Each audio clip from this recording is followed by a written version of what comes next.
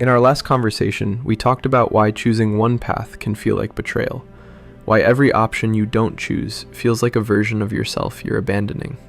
And for some of you, that video unlocked something important, but it also surfaced a deeper question.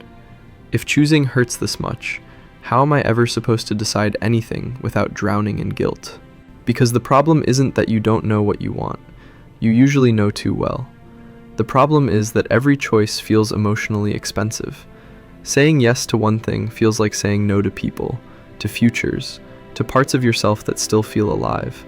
And if you're a highly sensitive person, that guilt doesn't stay abstract. You feel it in your body. A tight chest, a restless mind, that low-grade anxiety that whispers, you're letting someone down. Today, we're going to decode why choice feels morally heavy for HSPs, why guilt shows up even when you're doing nothing wrong, and how to choose without emotionally punishing yourself afterward. First, we need to talk about what your nervous system is actually doing. Most advice about decision-making assumes one thing, that choices are logical problems. List the pros, list the cons. Pick the option with the highest payoff. But that's not how an HSP brain works. Your nervous system doesn't just evaluate outcomes, it simulates emotional impact. When you consider a decision, your brain doesn't ask, what will happen to me? It asks, what will happen to everyone?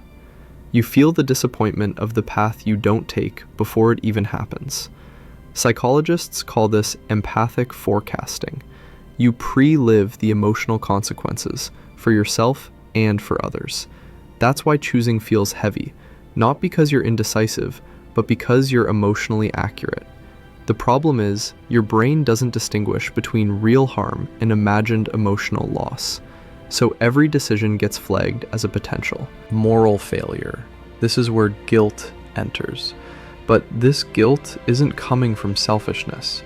It's coming from over-identification. As an HSP, you don't just have values, you merge with them.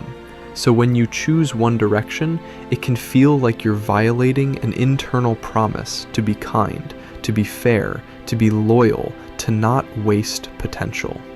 This is why traditional advice like just pick and commit feels brutal, because commitment to you feels like exclusion. So let's reframe the entire problem. You are not choosing between right and wrong. You are choosing between incomplete goods. Every path contains loss, not because you failed, but because reality has limits. This is where most HSPs get stuck. They treat loss as evidence of a bad decision, but loss is not a signal, it's a constant. Even the best possible choice still closes doors. So the goal is not to eliminate guilt. The goal is to stop interpreting guilt as proof. Here's the hidden psychological trap. HSPs often confuse emotional intensity with moral importance.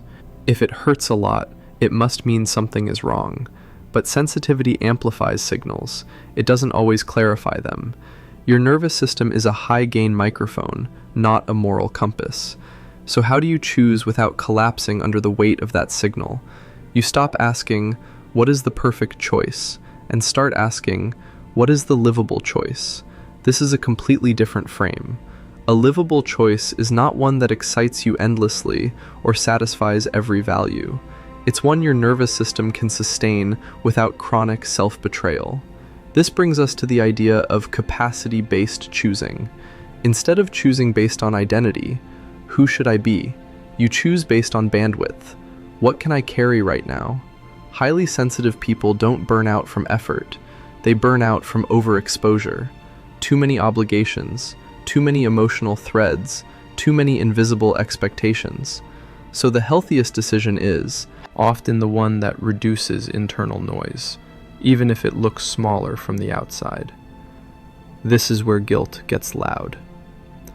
Because rest, simplicity, and focus can feel like laziness or quitting or giving up potential.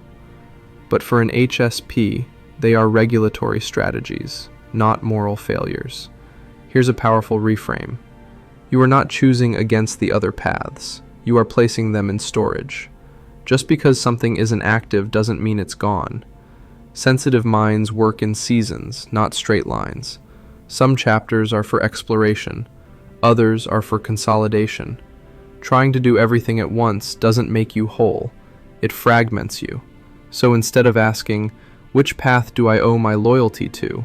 Ask, which path allows me to stay regulated and show up with integrity? That question changes everything. Now, let's talk about how to make a choice and actually live with it. The first rule is to choose in small, reversible units. HSPs struggle when choices feel permanent.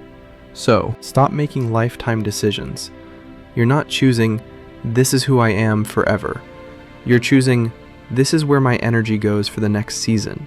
3 months, 6 months, a year. Your nervous system can tolerate that. The second rule is to build grief into the process. Most people try to outrun the sadness of not choosing everything, but unacknowledged grief turns into guilt, so name it. This choice costs me this other version of myself, and that matters. You don't need to justify that loss, you just need to witness it. That alone softens the guilt. The third rule is externalizing your values. When everything lives in your head, every choice feels like chaos. So write it down. What matters to you right now? Not in theory, not at your best, but in your actual life. Then evaluate choices, not by excitement, but by alignment. Finally, you need a container for the paths you don't choose.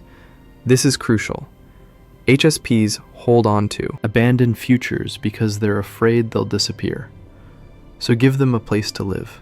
A notebook, a Notion page, a folder called Not Now. When an idea or path calls to you, capture it, then consciously say, I'm not rejecting you, I'm deferring you. This tells your nervous system that nothing meaningful is being destroyed, just paused. So let's put this all together. You are not bad at choosing. You are deeply aware of consequences. You are not weak. You are responsive. And your guilt is not a flaw. It's a signal that needs interpretation, not obedience. Choosing without guilt doesn't mean choosing without care. It means choosing with self-respect. So choose the livable option. Choose the regulated option. Choose the one that lets you stay connected to yourself. And let the other paths rest without turning them into accusations. You are allowed to choose one thing and still be a many-layered person. And if you haven't watched our previous video on why choosing one path can feel like betrayal, I strongly recommend starting there. It will give you the missing psychological context that makes today's conversation click. Thanks for being here. Subscribe to DeepMind. Take care of your nervous system, and I'll see you in the next one.